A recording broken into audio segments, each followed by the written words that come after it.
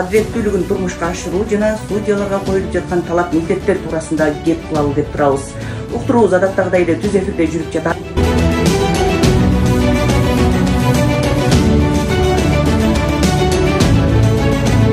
Соттордун иштөө шарттарын түзүп атабыз.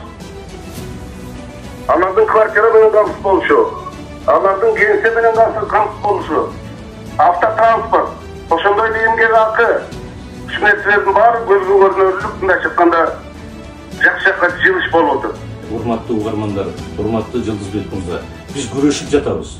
А бул күрөшүү оңой эмес. Так айтканда, дагы бир жолу айтканда, адилеттүүлүк менен адилетсиздиктин ортосунда күрөш жүрүп жатат.